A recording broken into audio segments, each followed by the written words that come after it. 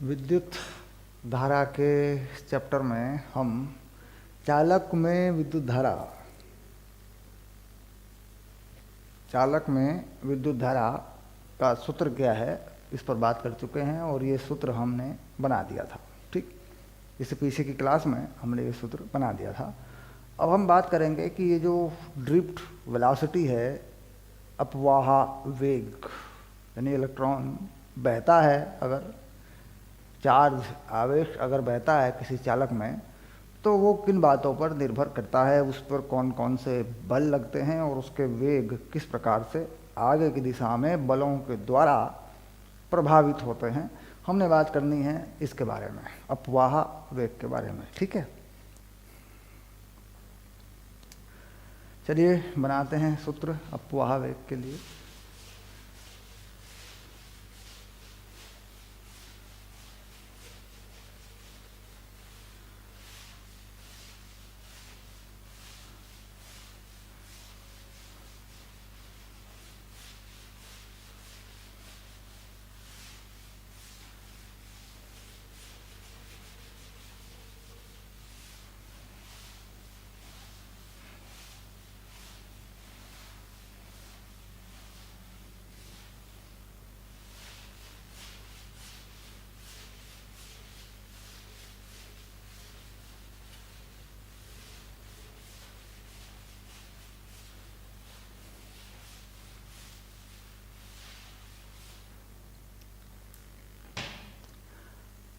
Full course, संपूर्ण पाठ्यक्रम, कक्षा 11-12, हिंदी इंग्लिश मीडियम, है ना, चारों कोर्स जो है इस वीडियो के नीचे या यूट्यूब में जितने भी मेरे वीडियो हैं, किसी भी वीडियो के नीचे एक डिस्क्रिप्शन होता है और डिस्क्रिप्शन में एक लिंक है, हिंदी इंग्लिश जो भी आप चाहते हैं। हिंदी मीडियम यानी जिन स्टेट में, जिन राज्यों में हिंदी में पाठ्यक्रम है, जैसे यूपी है, मध्य प्रदेश है, राजस्थान और उत्तराखंड है, छत्तीसगढ़, झारखंड वगैरह, जहाँ भी, तो हिंदी मीडियम का पूरा पाठ्यक्रम है, पूरा कोर्स मिलेगा इस बार। इंग्लिश मीडियम का कोर्स पहले से ही पिछले साल मैंने दे दिया था, उसमें भी कुछ आंकिक प्रश्न हैं, कुछ ऐसी चीज़ें हैं, प्रतियोगी परीक्षाओं के लिए प्रश्न हैं, बहुत सारी चीज़ें जो भी वीडियो बनती हैं वो कोर्स में जुड़ती रहती हैं। ठीक है, तो संपूर्ण पाठ्यक्रम अगर फुल कोर्स चाहते हैं, असाइनमेंट है, नोट्स हैं, उसमें जैसा जैसा जिस अध्याय में करेंगे, नोट्स और असाइनमेंट मेरे हाथ से लिखे हुए हैं, जैसे आप मैं लिखता हूँ, है ना, तो वो कागज़ पेपर पे लिख के मैंने उसको एक PDF फॉर्म में इस तरीके से या फ़ोटो की फॉर्म में बना दिया। वो आपके मोबाइल पे डाउनलोड हो जाएगा, आपके लैपटॉप पे डाउनलोड हो जाएगा। आप चाहें तो कहीं मार्केट में जाके उसका एक फ़ोटो निकलवा के प्रिंट आउट तब भी पढ़ सकते हैं, या उसको अपने लैपटॉप पे भी आप पढ़ सकते हैं। तो इस तरीके से पूरा कोर्स मतलब देने की पूरी व्यवस्था हमने कर दी है। 1 अप्रैल से आप शुरू करें, अच्छा है, 1 अप्रैल 2019 से, या किसी भी साल अगर आप देखें तो 1 अप्रैल से शुरू करें, क्योंकि 1 अप्रैल से कोर्स पूरी तरह अपडेट हो जाते हैं। ठीक है, तो शुरू करते हैं। ड्रिफ्ट वेलोसिटी,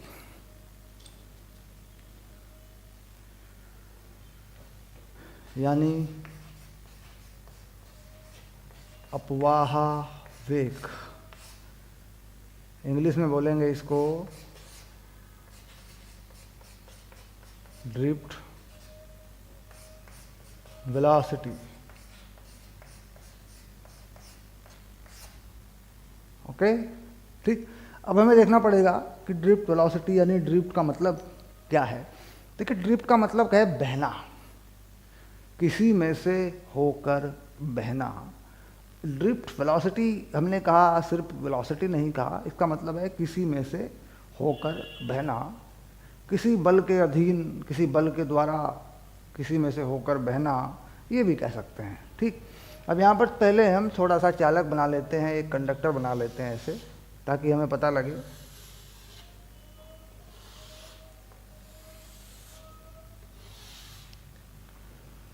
ये मैंने एक बेलन आकार, किसी भी आकृति का आप बना सकते हैं, यहाँ इससे कोई मतलब नहीं है कुछ भी आकृति हो इसकी, लेकिन मैंने ये एक बेलनाकार बना दिया। देखिए,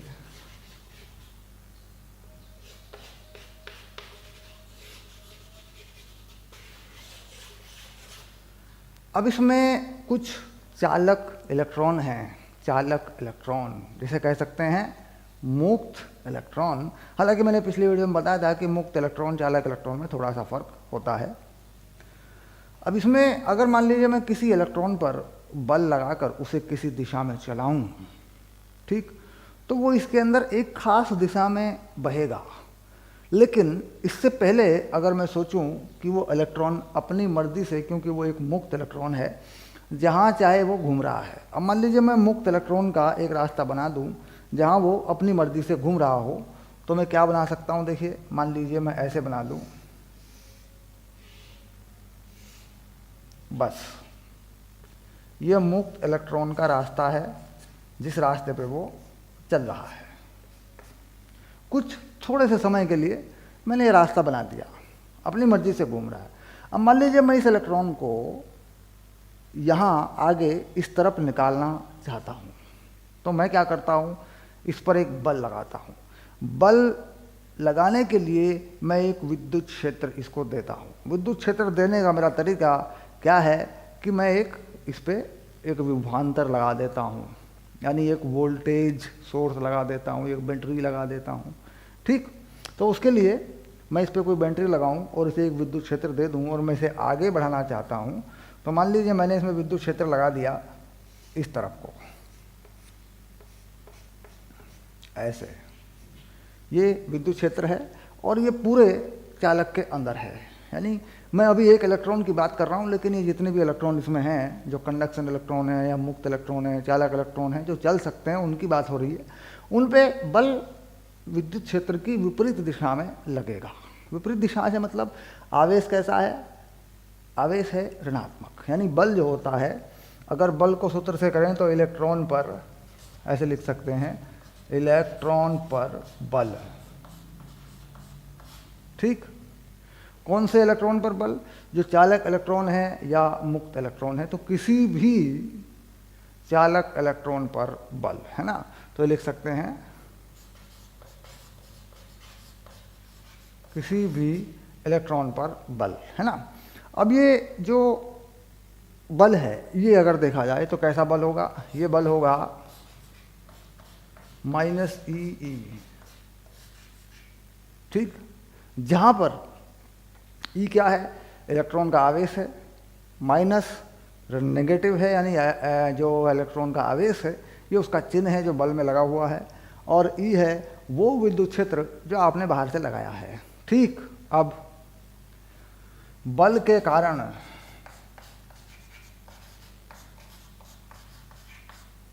इलेक्ट्रॉन में उत्पन्न त्वरण, इस बल के कारण जो इलेक्ट्रॉन में त्वरण उत्पन्न होगा वो कितना होगा? तो ए जो होता है वो रखेंगे F बटे मास, यानी द्रव्यमान, ऐसे। ये हो गया -E बड़ा E और ये ME, जहाँ ये ME जो है ये है इलेक्ट्रॉन का द्रव्यमान, ठीक। तो लिख देते हैं, जहाँ ME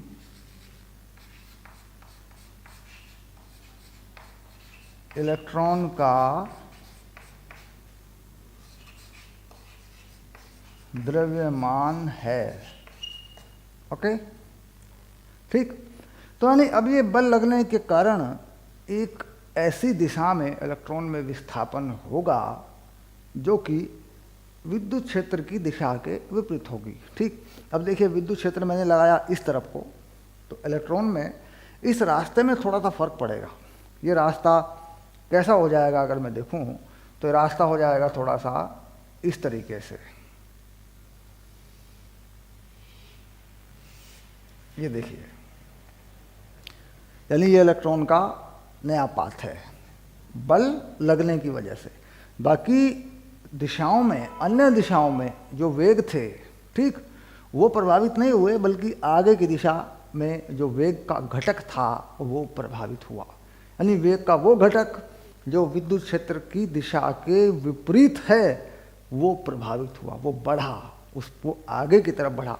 तो इसका मतलब हो जाता है कि ये जो डिस्प्लेसमेंट है, ये वाला, यहाँ से लेके यहाँ तक, यानी पहले था इलेक्ट्रॉन जहाँ और जहाँ अब है विद्युत क्षेत्र लगा देने के बाद इस थोड़े से विस्थापन को, इसे कहते हैं मान लीजिए विस्थापन,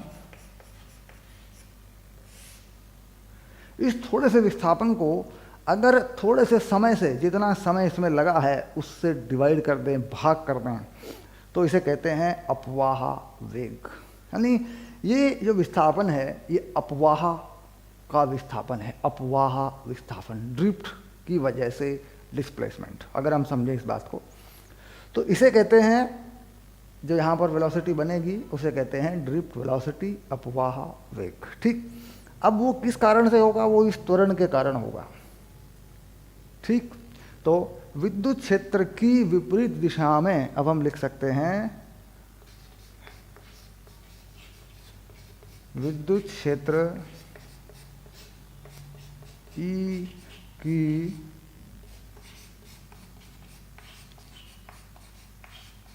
विपरीत दिशा में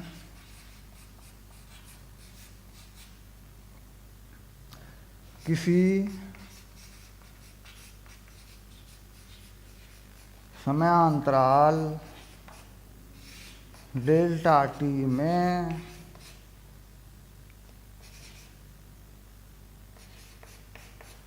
इलेक्ट्रॉन का विस्थापन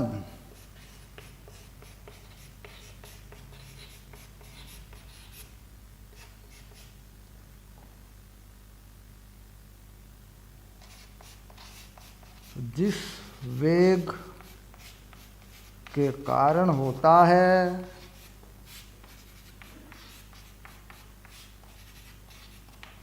उसे अपवाह वेग कहते हैं। अब इस बात को ज़रा ध्यान से समझिए, विद्युत क्षेत्र E की विपरीत दिशा में किसी समय अंतराल डेल्टा टी में इलेक्ट्रॉन का विस्थापन जिस वेग के कारण होता है उसे अपवाह वेग कहते हैं, यानी उसे ड्रिफ्ट वेलोसिटी कहते हैं। तो इसका कारण हो गया अपवाह वेग, औसत अपवाह वेग। ठीक, उसे लिखेंगे Vd ऐसे, और ये इस प्रकार बनाएंगे। औसत का निशान होता है ये छोटे और बड़े के बीच में, इसे लगा देंगे -e, यानी जो त्वरण है वो, और मास यानी द्रव्यमान ऑफ इलेक्ट्रॉन, और यहाँ लगाएंगे एक समय, इसे कहते हैं एवरेज रिलैक्सेशन टाइम, यानी जो संगठन है, जो टक्कर है, उनके बीच का, टक्करों के बीच का औसत समय। ठीक, तो ये हो गया अपवाह वेग। अब यहाँ ये आया कैसे, v = u + at के अनुसार। अब यहाँ लिख देंगे v = u + at के अनुसार। ठीक, फिर यहाँ क्या बताएंगे कि जो u है सभी इलेक्ट्रॉन के लिए औसत है, उसका मान 0 है। 0 है मतलब विद्युत क्षेत्र की विपरीत दिशा में उसका मान 0 है, यानी अपनी मर्जी से इलेक्ट्रॉन कहीं भी घूम रहा है उसमें u हो सकते हैं, यानी प्रारंभिक वेग में वो घटक हो सकते हैं जो अन्य अलग अलग दिशाओं में, लेकिन जो विद्युत क्षेत्र की विपरीत दिशाओं में जो घटक पैदा होता है वो किस कारण से होता है, वो होता है विद्युत क्षेत्र की या विद्युत क्षेत्र के द्वारा लगाए गए बल के कारण। सिंपल सी बात है। अब प्रारंभिक वेग अन्य दिशाओं में, यानी वेग के वो सारे घटक जो विद्युत क्षेत्र की दिशा के विपरीत नहीं हैं, ठीक, उनका औसत वेग अन्य दिशाओं में हो सकता है, लेकिन ड्रिफ्ट की दिशा में, अपवाह की दिशा में नहीं है, तो इसलिए इसको 0 कर दिया गया। ठीक, यानी अगर इसको समझें, थोड़ा समझाता हूँ मैं आपको। मान लीजिए कोई वेग है v x i cap, V Y J cap V Z K cap. अब मान लीजिए ये है विद्युत क्षेत्र की दिशा के विपरीत दिशा, ये वाली एक्स एक्सिस का जो घटक है मान लीजिए वो है। तो ये पहले वाले जो घटक हैं, ठीक, क्योंकि इस दिशा में विद्युत क्षेत्र नहीं है तो विद्युत क्षेत्र की दिशा में इनका औसत प्रारंभिक वेग शून्य होगा। मान लीजिए किसी इलेक्ट्रॉन को इस तरफ जाना है, इस तरफ जाना है, विद्युत क्षेत्र लगा है इस तरफ। अब मान लीजिए वो इलेक्ट्रॉन पहले से ऐसे इस दिशा में यूँ घूम रहा है, उसके घटक इस दिशा में हैं, लेकिन इस तरफ उसका प्रारंभिक वेग का कोई घटक नहीं है, ठीक। तो इसीलिए उसको क्या लगा दिया, शून्य लगा दिया उसको, ठीक, यानी प्रारंभिक वेग का कोई घटक विद्युत क्षेत्र की विपरीत दिशा में नहीं है, इसलिए उसको 0 लगा दिया, ठीक। तो इस प्रकार हमारे पास जो चीज़ बन के आई, हमें इसको समझना है। ये है अपवाह वेग, औसत अपवाह वेग एक सदिश राशि होगी। इस पर देखिए विद्युत क्षेत्र लगा हुआ है। तो एवरेज, ठीक, इलेक्ट्रॉन के संगठन का औसत समय,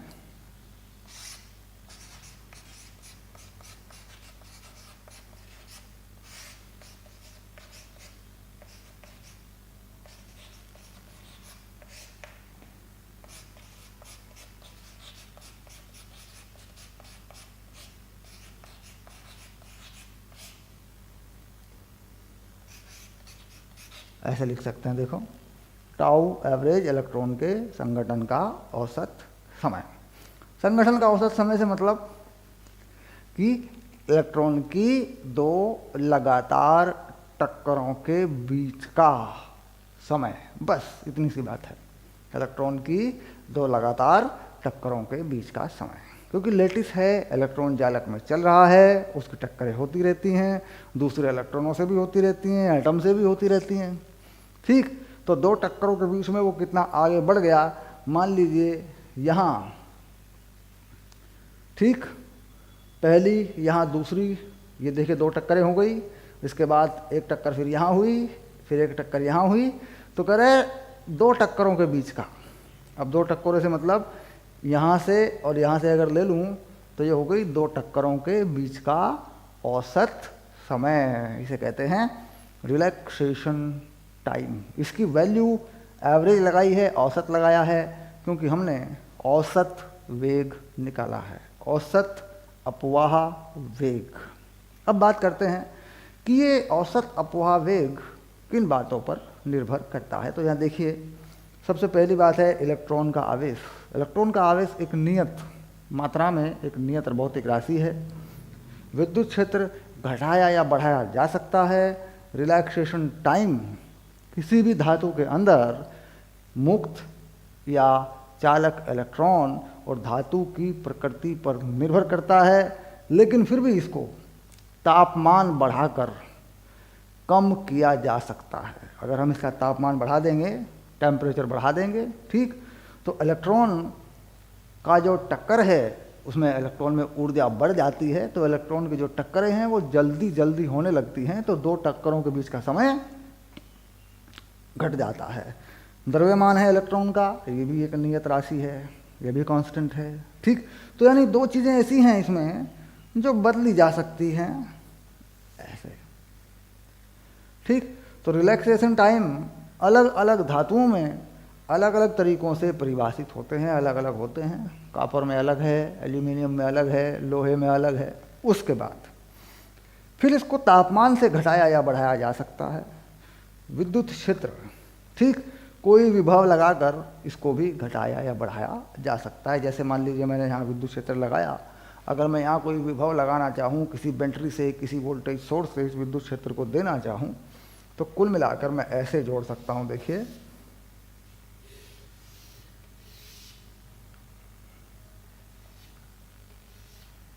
ऐसे जो बड़े वाला हिस्सा होता है बैटरी का, ये होता है पॉजिटिव और ये होता है नेगेटिव, ठीक।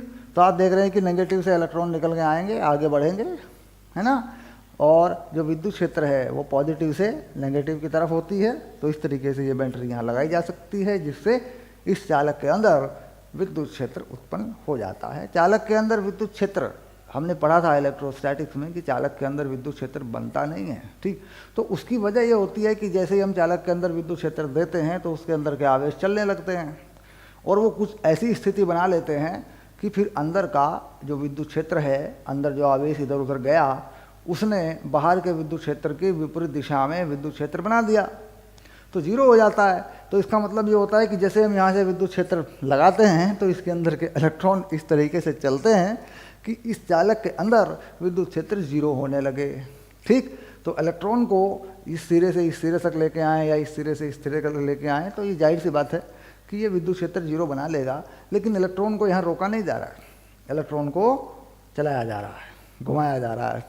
तो विद्युत क्षेत्र जीरो इसमें नहीं हो पाता है, इसमें नहीं बनता विद्युत क्षेत्र जीरो। बन जाता अगर इलेक्ट्रॉन या ये वायर काट दिए जाते, विद्युत क्षेत्र बाहर से लगा दिया जाता, तो इलेक्ट्रॉन क्या होते, एक सिरे से दूसरे सिरे पे पहुंच जाते, एक तरफ आवेश हो जाता पॉजिटिव यानी प्रोटॉन बचते उधर, और एक तरफ इलेक्ट्रॉन हो जाते।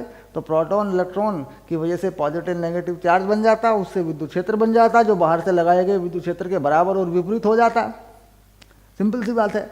लेकिन यहाँ इलेक्ट्रॉन का प्रवाह बनाया जा रहा है, ठीक। तो यहाँ पर इलेक्ट्रिक फील्ड जीरो नहीं हो पाती है, यानी जब करंट चल रही होती है तो चालक में इलेक्ट्रिक फील्ड जीरो या विद्युत क्षेत्र जीरो नहीं हो पाती है, ठीक। तो ये बना दिया हमने अपवाह वेग। हमने बात करी कि तापमान के साथ ये चीज़ कैसे बदलती है, ये कंसेप्ट है इसके अंदर, ठीक। विद्युत क्षेत्र बढ़ाया जा सकता है, ठीक। कैसे बढ़ाया जा सकता है, अब देखो इसको बढ़ाने के तरीके बताता हूँ। मान लीजिए ये यहाँ से मैंने एक पोटेंशियल दिया हुआ है, इलेक्ट्रिक पोटेंशियल। उस इलेक्ट्रिक पोटेंशियल को हम बदलना चाहते हैं, तो हटा लेता हूँ इसको, मैं दोबारा बनाता हूँ इस कंसेप्ट को।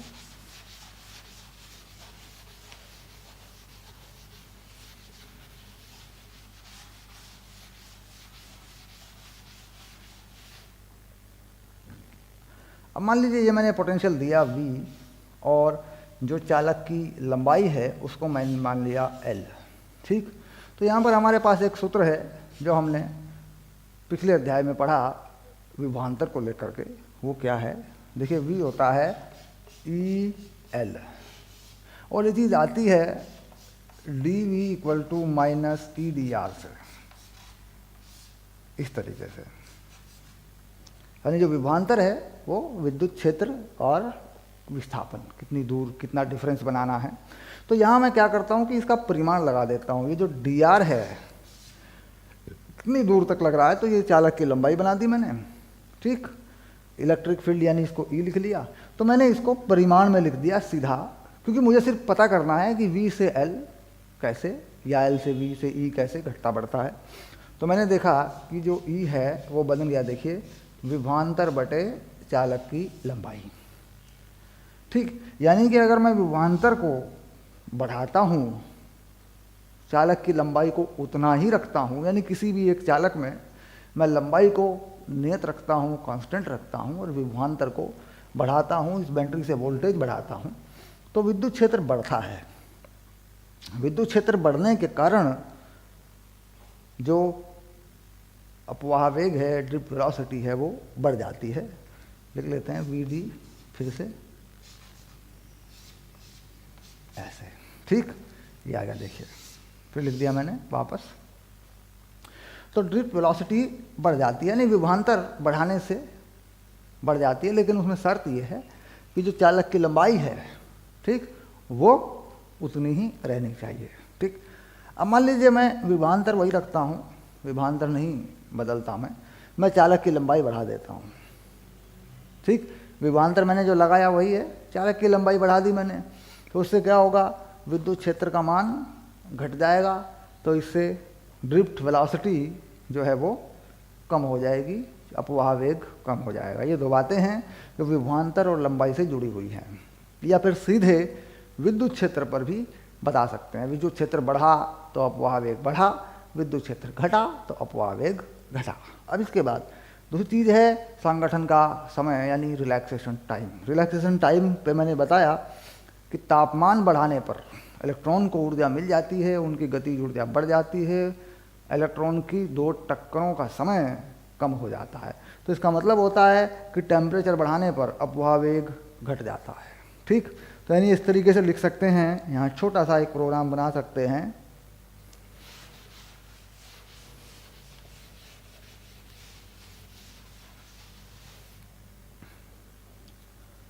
अब देखिए मैं छोटा सा एक टेबल बना देता हूँ सारी चीज़ों के लिए।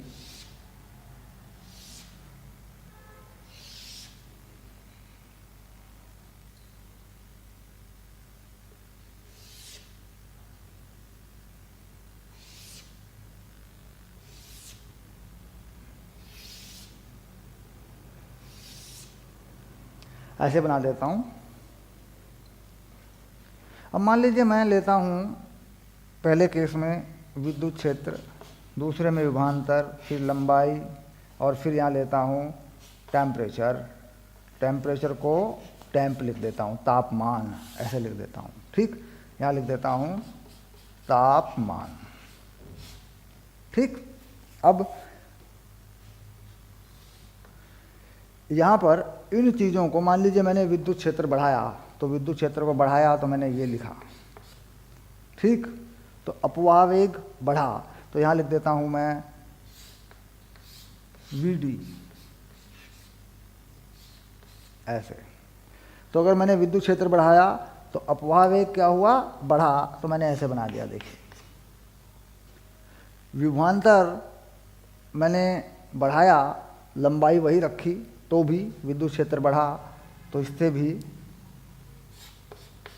अपवाह वेग बढ़ा ऐसे। लेकिन इसके लिए क्या शर्त है कि मैंने लंबाई नहीं बढ़ाई। अब इसके बाद मैंने लंबाई बढ़ाई, ठीक, लंबाई बढ़ाई और अब विभवांतर नहीं बढ़ाया। ठीक, विभवांतर को कांस्टेंट रखा, तो उस केस में क्या होगा, अपवाह वेग घटेगा, लंबाई बढ़ जाएगी, विद्युत क्षेत्र कम हो जाएगा। तो यानी अगर मैंने लंबाई बढ़ाई तो अपवाह वेग घटा ऐसे। ठीक, अब मैंने तापमान बढ़ाया, तापमान बढ़ाने से कौन घटेगा, संगठन का समय। ठीक, तो अपवाह वेग घटेगा। तो यानी मैंने तापमान बढ़ाया तो अपवाह वेग घटा। ठीक, उसके बाद जो शर्त थी यहाँ मैंने लगाई, मैंने यहाँ शर्त लिखी। क्या शर्त थी इसमें, कह रहा है लंबाई बढ़ाई, ठीक, तो v कांस्टेंट होना चाहिए। ठीक, तो यहाँ मैंने लिखा इस केस में, यहाँ मैंने लिखा v नियत कांस्टेंट। ठीक, तब ये काम होगा इस वाले केस में। यहाँ पे ये लंबाई वाली बात करी मैंने, तो इसमें v नियत किया मैंने, तो मैंने इसको यहाँ जोड़ दिया, यानी लंबाई बढ़ाई लेकिन v नियत है। उसके बाद मैंने v बढ़ाया लेकिन लंबाई नियत है, तो यहाँ मैंने लिख दिया, देखो इसके नीचे लंबाई नियत है। ठीक, तो इसको मैंने v बढ़ाया तो मैंने इसको यहाँ जोड़ दिया, यानी v बढ़ाना है, लंबाई वही है, तो अपवाह वेग बढ़ेगा। कुल मिलाकर इस सूत्र के हिसाब से काम कर सकते हैं। यहाँ पे जो सूत्र है हमारे पास वो है E = V/L। ठीक, तो ध्यान से देखें, विभवांतर बढ़ रहा है, लंबाई बढ़ रही है कि नहीं बढ़ रही है, विद्युत क्षेत्र बढ़ेगा कि नहीं बढ़ेगा, तो इस हिसाब से काम करें। ठीक, और इसे समझ लें, एक बार समझ में आ गया तो याद रहेगा, फिर याद हो जाता है, फिर ऐसी कोई बड़ी बात नहीं है। तो अब तक आप समझ गए होंगे कि जो अपवाह या ड्रिप वेलोसिटी है वो कैसे होती है इलेक्ट्रॉन के ऊपर, और वो किन बातों पर निर्भर करती है। ठीक है, तो ये था कॉन्सेप्ट कि जो अपवाह वेग है, ड्रिप वेलोसिटी है, वो क्या होती है। बाकी हम अपना आंकिक जो उदाहरण शुरू करेंगे, आंकिक प्रश्न करवाएंगे, तो उसमें फिर इन पर जो न्यूमेरिकल्स हैं वो भी हम डालेंगे। अभी हम टॉपिक ले रहे हैं और टॉपिक पे सीधे सीधे बनने वाला जो सवाल है, जो कंसेप्ट है, वो हम बना रहे हैं यहाँ पर। ठीक है,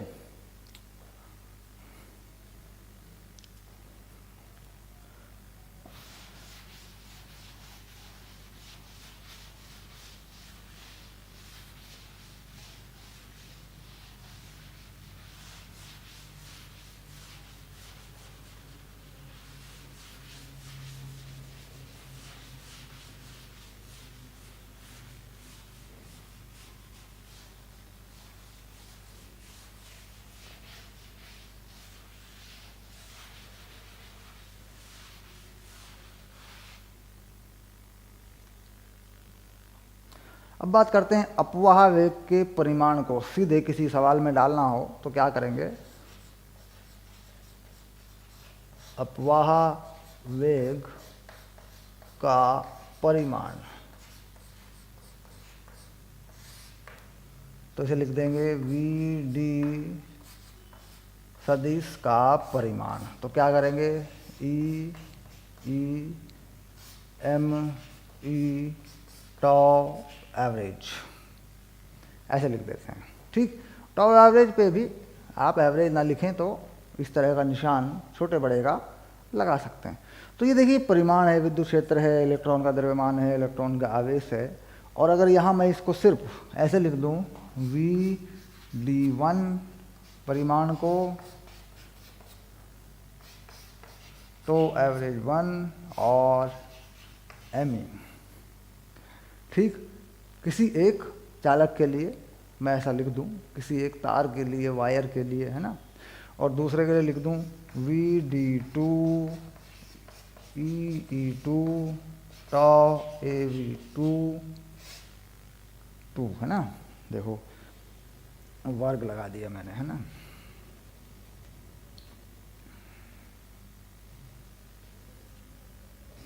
और द्रव्यमान एम ए।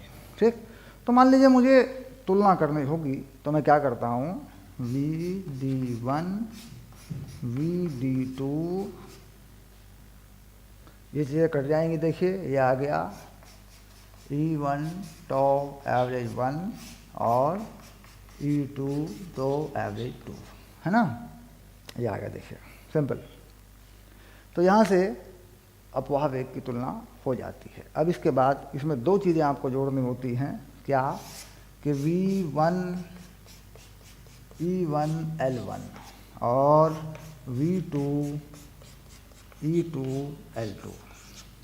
ठीक, अब ये जो V हैं ये हैं विभवांतर।